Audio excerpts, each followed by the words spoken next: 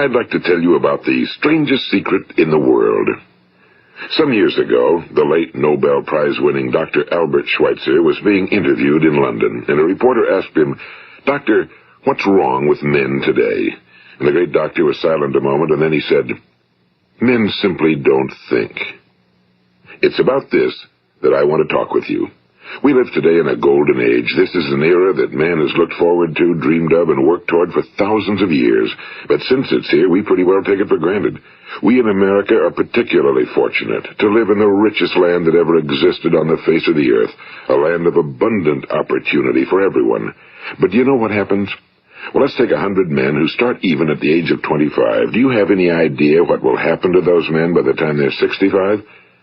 These 100 men who all start even at the age of 25 believe they're going to be successful. If you asked any one of these men if he wanted to be a success, he'd tell you he did. And you'd notice that he was eager toward life, that there was a certain sparkle to his eye, an erectness to his carriage, and life seemed like a pretty interesting adventure to him. But by the time they're 65, 1 will be rich. 4 will be financially independent. 5 will still be working. 54 will be broke. Now think a moment. Out of the 100, only 5 make the grade. Now why do so many fail? What has happened to the sparkle that was there when they were 25? What's become of the dreams, the hopes, the plans? And why is there such a large disparity between what these men intended to do and what they actually accomplished? When we say about 5% achieve success, we have to define success. And here's the best definition I've ever been able to find. Success is the progressive realization of a worthy ideal. If a man is working toward a predetermined goal and knows where he's going, that man is a success. If he's not doing that, he's a failure. Success is the progressive realization of a worthy ideal. Rollo May, the distinguished psychiatrist, wrote a wonderful book called Man's Search for Himself. And in this book he says, the opposite of courage in our society is not cowardice. It is conformity. And there you have the trouble today. It's conformity, people acting like everyone else without knowing why, without knowing where they're going. Now think of it. In America right now, there are over 18 million people 65 years of age and older. And most of them are broke. They're dependent on someone else for life's necessities. Now, we learn to read by the time we're 7. We learn to make a living by the time we're 25. Usually by that time, we're not only making a living, we're supporting a family. And yet, by the time we're 65, we haven't learned how to become financially independent in the richest land that has ever been known. Why? We conform. And the trouble is that we're acting like the wrong percentage group, the 95 who don't succeed. Now, why do these people conform? Well, they really don't know. These people believe that their lives are shaped by circumstances, by things that happen to them, by exterior forces. They're outer-directed people. A survey was made one time that covered a lot of men, working men, and these men were asked, "Why do you work? Why do you get up in the morning?" 19 out of 20 had no idea. If you ask them, they'll say, well, everyone goes to work in the morning, and that's the reason they do it, because everyone else is doing it. Now let's get back to our definition of success. Who succeeds? The only person who succeeds is the person who is progressively realizing a worthy ideal. He's the person who says, I'm going to become this, and then begins to work toward that goal. I'll tell you who the successful people are. A success is the school teacher who's teaching school because that's what he or she wants to do. The success is the woman who's a wife and mother because she wanted to become a wife and mother and is doing a good job of it. The success is the man who runs the corner gas station because that was his dream. That's what he wanted to do. The success is the successful salesman who wants to become a top-notch salesman and grow and build with his organization. A success is anyone who is doing deliberately a predetermined job because that's what he decided to do deliberately. But only 1 out of 20 does that. That's why today there isn't really any competition unless we make it for ourselves. Instead of competing, all we have to do is create. You know, for 20 years, I looked for the key which would determine what would happen to a human being. Was there a key I wanted to know which would make the future a promise that we could foretell to a large extent? Was there a key that would guarantee a person's becoming successful if he only knew about it and knew how to use it? Well, there is such a key, and I've found it. Have you ever wondered why so many men work so hard and honestly without ever achieving anything in particular, and others don't seem to work hard and yet seem to get everything? They seem to have the magic touch. You've heard them say that about someone. Everything he touches turns to gold. And have you ever noticed that a man who becomes successful tends to continue to become successful? And on the other hand, have you noticed how a man who's a failure tends to continue to fail? Well, it's because of goals. Some of us have goals, some don't. People with goals succeed because they know where they're going. It's that simple. Think of a ship leaving a harbor, and think of it with the complete voyage mapped out and planned. The captain and crew know exactly where it's going and how long it'll take. It has a definite goal. Now, 9,999 times out of 10,000, it will get to where it started out to get. Now let's take another ship, just like the first, only let's not put a crew on it or a captain at the helm. Let's give it no aiming point, no goal, no destination. We just start the engines and let it go. I think you'll agree with me that if it gets out of the harbor at all, it will either sink or wind up on some deserted beach, a derelict. It can't go anyplace because it has no destination and no guidance, and it's the same with a human being. Take the salesman, for example. There's no other person in the world today with the future of a good salesman. Selling is the world's highest paid profession, if we're good at it and if we know where we're going. Every company needs top-notch salesmen, and they reward those men. The sky's the limit for them. But how many can you find? Someone once said the human race is fixed, not to prevent the strong from winning, but to prevent the weak from losing. The American economy today can be likened to a convoy in time of war. The entire economy is slowed down to protect its weakest link, just as the convoy had to go at the speed that would permit its slowest vessel to remain in formation. That's why it's so easy to make a living today. It takes no particular brains or talent to make a living and support a family today. So we have a plateau of so-called security, if that's what a person's looking for. But we do have to decide how high above this plateau we want to aim. Now let's get back to the strangest secret in the world, the story that I wanted to tell you today. Why do men with goals succeed in life and men without them fail? Well, let me tell you something which, if you really understand it, will alter your life immediately. If you understand completely what I'm going to tell you from this moment on, your life will never be the same again. You will suddenly find that good luck just seems to be attracted to you. The things you want just seem to fall in line, and from now on you won't have the problems, the worries, the gnawing lump of anxiety that perhaps you've experienced before. Doubt, fear, well, they'll be things of the past. Here's the key to success and the key to failure. We become what we think about. Now let me say that again. We become what we think about. Throughout all history, the great wise men and teachers, philosophers and prophets have disagreed with one another on many different things. It's only on this one point that they are in complete and unanimous agreement. Listen to what Marcus Aurelius, the great Roman emperor, said. A man's life is what his thoughts make of it. Disraeli said this, everything comes if a man will only wait. I've brought myself by long meditation to the conviction that a human being with a settled purpose must accomplish it, and that nothing can resist a will that will stake even existence for its fulfillment. Ralph Waldo Emerson said this, a man is what he thinks about all day long.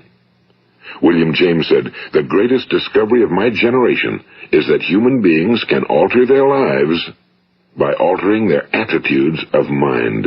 And he also said, we need only in cold blood act as if the thing in question were real, and it will become infallibly real by growing into such a connection with our life that it will become real. It will become so knit with habit and emotion that our interest in it will be those which characterize belief. And he also said, if you only care enough for a result, you will almost certainly attain it. If you wish to be rich, you will be rich. If you wish to be learned, you will be learned. If you wish to be good, you will be good.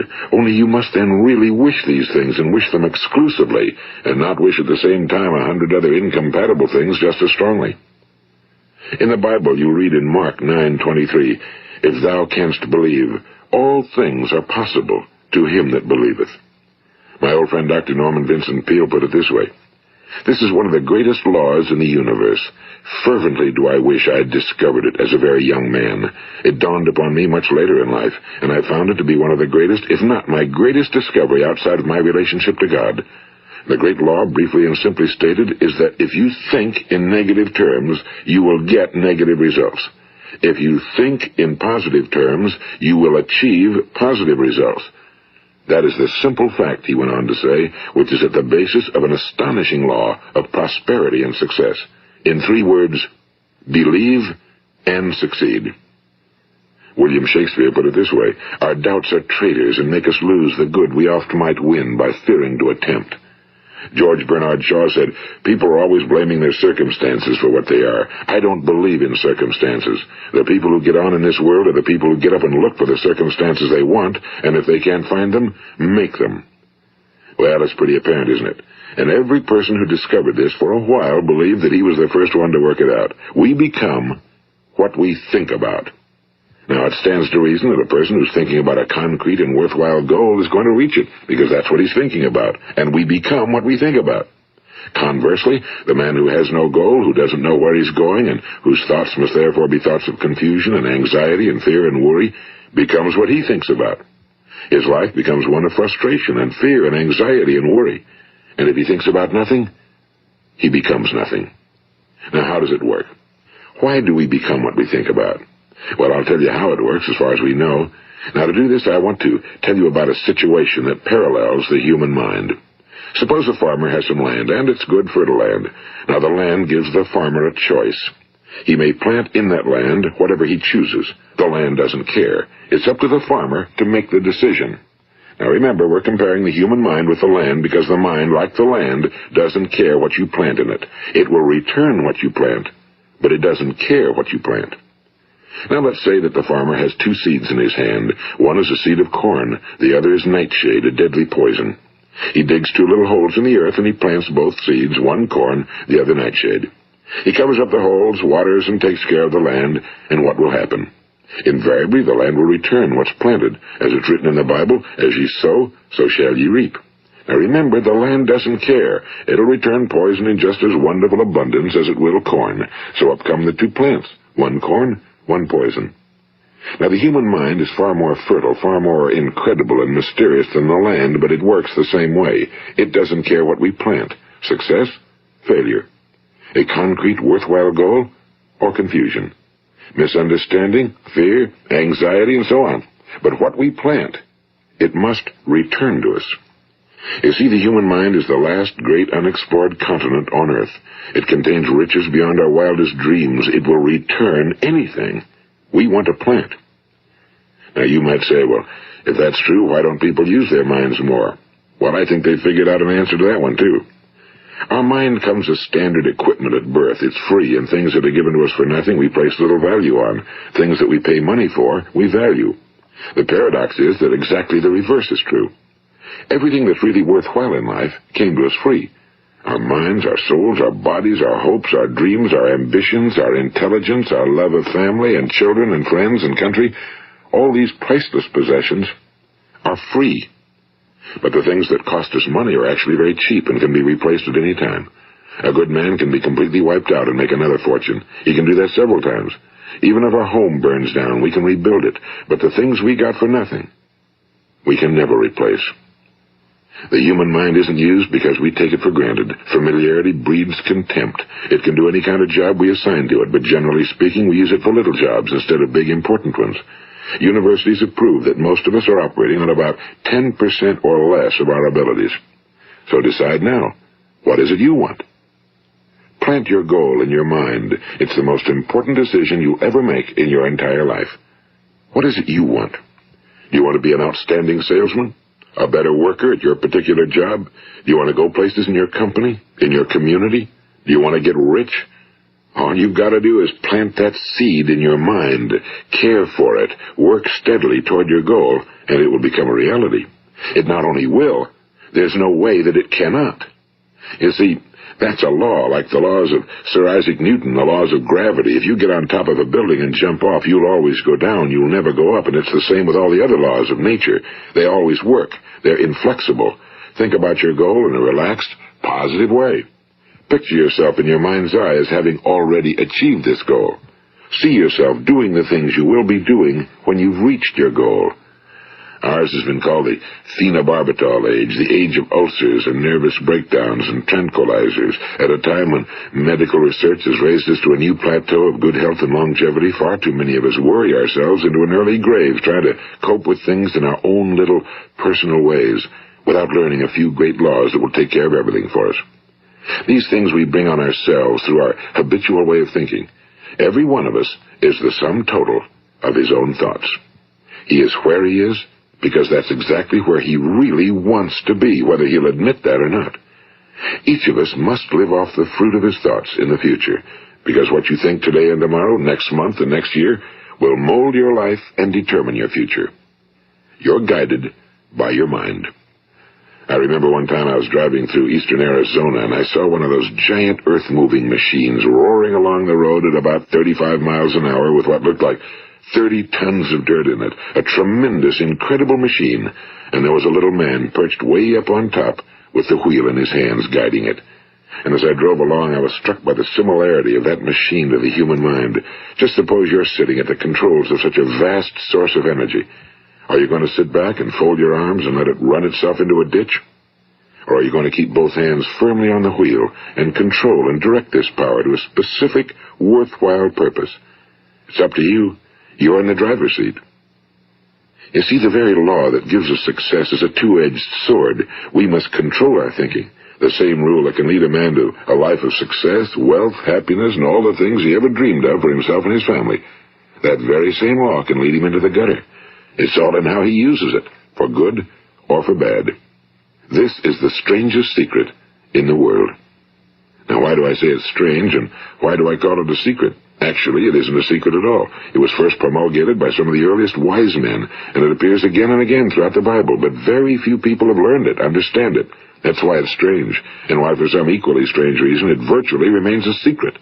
I believe that you could go out and walk down the main street of your town and ask one man after another what the secret of success is, and you probably wouldn't run into one man in a month who could tell you. Now, this information is enormously valuable to us if we really understand it and apply it. It's valuable to us not only for our own lives, but the lives of those around us, our families, employees, associates, and friends. Life should be an exciting adventure. It should never be a bore. A man should live fully, be alive. He should be glad to get out of bed in the morning. He should be doing a job he likes to do because he does it well. One time I heard Grove Patterson, the great late editor-in-chief of the Toledo Daily Blade, make a speech, and as he concluded his speech, he said something I've never forgotten.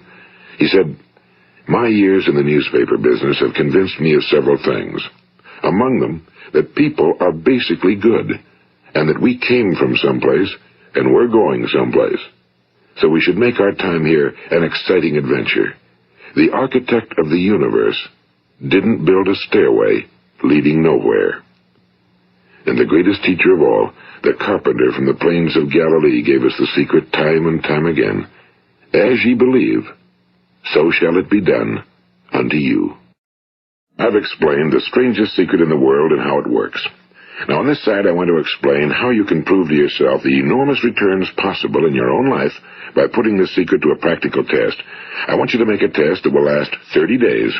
It isn't going to be easy, but if you'll give it a good try, it will completely change your life for the better.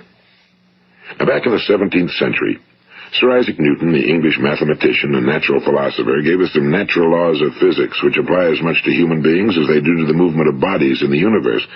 And one of these laws is that for every action, there is an equal and opposite reaction. Simply stated, as it applies to you and me, it means we can achieve nothing without paying the price. The results of your 30-day experiment will be in direct proportion to the effort you put forth. To be a doctor, you must pay the price of long years of difficult study. To be successful in selling, and remember that each of us succeeds to the extent of his ability to sell. Selling our families on our ideas, selling education in schools, selling our children on the advantages of living the good and honest life, selling our associates and employees on the importance of being exceptional people. To, of course, the profession of selling itself. But to be successful in selling our way to the good life, we must be willing to pay the price. Now, what is that price? Well, it's many things. First, it's understanding emotionally, as well as intellectually, that we literally become what we think about, that we must control our thoughts if we're to control our lives. It's understanding fully that as ye sow, so shall ye reap. Second, it's cutting away all fetters from the mind and permitting it to soar as it was divinely designed to do. It's the realization that your limitations are self-imposed and that the opportunities for you today are enormous beyond belief. It's rising above narrow-minded pettiness and prejudice. And third, it's using all your courage to force yourself to think positively on your own problem, to set a definite and clearly defined goal for yourself, to let your marvelous mind think about your goal from all possible angles, to let your imagination speculate freely upon many different possible solutions, to refuse to believe that there are any circumstances sufficiently strong to defeat you in the accomplishment of your purpose, to act promptly and decisively when your course is clear, and to keep constantly aware of the fact that you are, at this moment, standing in the middle of your own acres of diamonds, as Russell Conwell used to point out. And fourth, save at least 10% of every dollar you earn. It's also remembering that no matter what your present job, it has enormous possibilities, if you're willing to pay the price. Now let's just go over the important points in the price each of us must pay to achieve the wonderful life that can be ours. It is, of course, worth any price. 1. You will become what you think about. 2. Remember the word imagination and let your mind begin to soar. 3. Courage. Concentrate on your goal every day. 4. Save 10% of what you earn. And 5. Action. Ideas are worthless unless we act on them. Now, I'll try to outline the 30-day test I want you to make. Keep in mind that you have nothing to lose by making this test and everything you could possibly want to gain. There are 2 things that may be said of everyone. Each of us wants something, and each of us is afraid of something. I want you to write on a card what it is you want more than anything else. It may be more money. Perhaps you'd like to double your income or make a specific amount of money. It may be a beautiful home. It may be success at your job. It may be a particular position in life. It could be a more harmonious family. Each of us wants something. Now write down on your card specifically what it is you want. Make sure it's a single goal and clearly defined. You needn't show it to anyone, but carry it with you so that you can look at it several times a day. Think about it in a cheerful, relaxed, positive way each morning when you get up, and immediately you have something to work for, something to get out of bed for, something to live for. Look at it every chance you get during the day and just before going to bed at night. And as you look at it, remember that you must become what you think about, and since you're thinking about your goal, you realize that soon it will be yours. In fact, it's yours really the moment you write it down and begin to think about it. Look at the abundance all around you as you go about your daily business. You have as much right to this abundance as any other living creature. It's yours for the asking. Now we come to the difficult part. Difficult because it means the formation of what is probably a brand new habit, and new habits are not easily formed. Once formed, however, it will follow you for the rest of your life.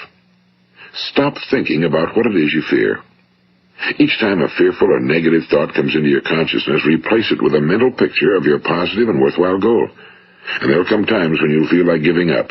It's easier for a human being to think negatively than positively. That's why only 5% are successful. You must begin now to place yourself in that group.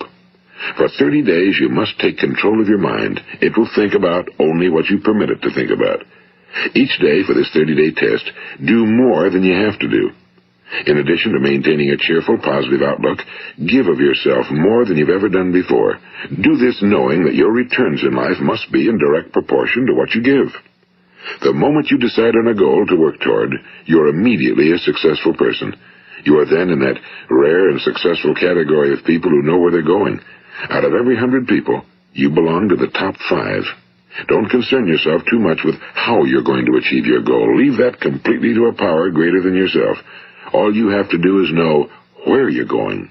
The answers will come to you of their own accord and at the right time. Remember these words from the Sermon on the Mount, and remember them well. Keep them constantly before you this month of your test. Ask, and it shall be given you. Seek, and ye shall find. Knock, and it shall be opened unto you. For every one that asketh receiveth, and he that seeketh findeth, and to him that knocketh it shall be opened. It's as marvelous and as simple as that.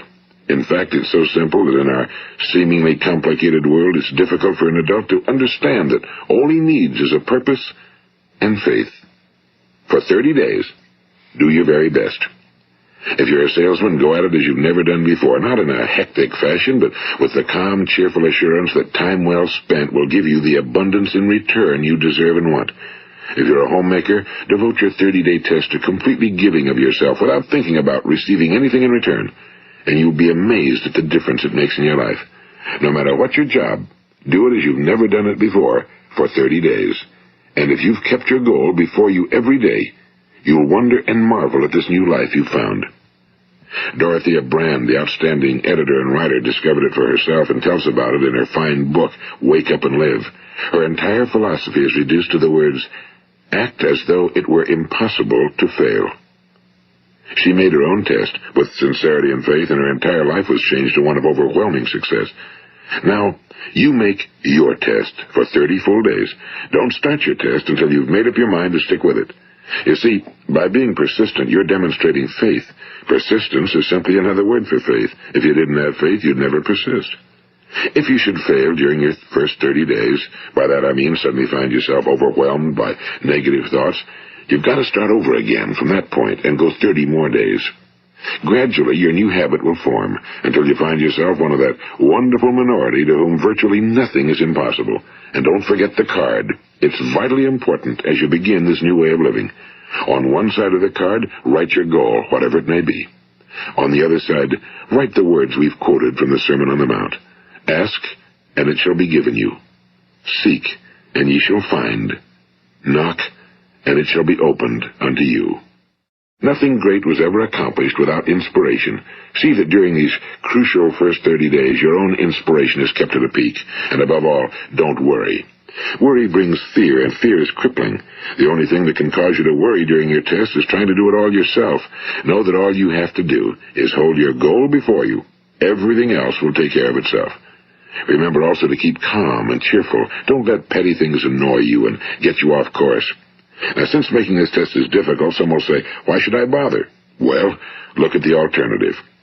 No one wants to be a failure. No one really wants to be a mediocre individual. No one wants a life constantly filled with worry and fear and frustration. Therefore, remember that you must reap that which you sow. If you sow negative thoughts, your life will be filled with negative things. If you sow positive thoughts, your life will be cheerful, successful, and positive. Now, gradually, you will have a tendency to forget what you've heard on this recording. Play it often. Keep reminding yourself of what you must do to form this new habit. Gather your whole family around at regular intervals and listen to what's been said here. You know, most men will tell you that they want to make money without understanding the law. The only people who make money work in a mint. The rest of us must earn money. This is what causes those who keep looking for something for nothing or a free ride to fail in life. The only way to earn money is by providing people with services or products which are needed and useful. We exchange our time and our product or service for the other man's money. Therefore, the law is that our financial return will be in direct proportion to our service. Now, success is not the result of making money. Making money is the result of success, and success is in direct proportion to our service. Most people have this law backwards. They believe that you're successful if you earn a lot of money. The truth is that you can only earn money after you're successful. It's like the story of the man who sat in front of the stove and said to it, "Give me heat, and then I'll add the wood." How many men and women do you know, or do you suppose there are today, who take the same attitude toward life? There are millions. We've got to put the fuel in before we can expect heat. Likewise, we've got to be of service first before we can expect money. Don't concern yourself with the money. Be of service, build, work, dream, create. Do this, and you'll find there's no limit to the prosperity and abundance that will come to you. Prosperity, you know, is founded upon a law of mutual exchange. Any person who contributes to prosperity must prosper in turn himself. Sometimes the return will not come from those you serve, but it must come to you from someplace, because that's the law. For every action, there is an equal and opposite reaction. As you go daily through your 30-day test period, remember that your success will always be measured by the quality and quantity of service you render, and money is a yardstick for measuring this service. No man can get rich himself unless he enriches others. Now, there are no exceptions to a law. You can drive down any street in America and from your car estimate the service that's being rendered by the people living on that street. Had you ever thought of this yardstick before? It's interesting. Some, like ministers and priests and other devoted people, measure their returns in the realm of the spiritual, but again, their returns are equal to their service. Once this law is fully understood, any thinking person can tell his own fortune. If he wants more, he must be of more service to those from whom he receives his return. If he wants less, he has only to reduce his service. This is the price you must pay for what you want. If you believe you can enrich yourself by deluding others, you can end only by deluding yourself. It may take some time, but just as surely as you breathe, you'll get back what you put out. Don't ever make the mistake of thinking you can avert this. It's impossible. The prisons and the streets where the lonely walk are filled with people who tried to make new laws just for themselves. We may avoid the laws of man for a while, but there are greater laws that cannot be broken.